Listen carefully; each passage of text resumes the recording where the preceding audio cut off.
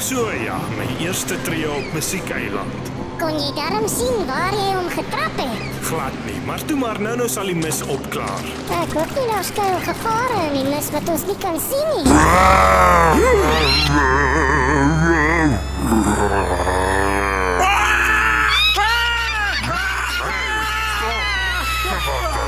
Dan nou weg.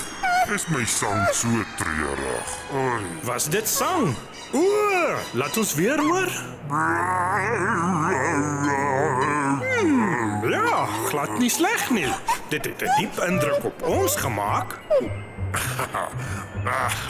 Hallo julle.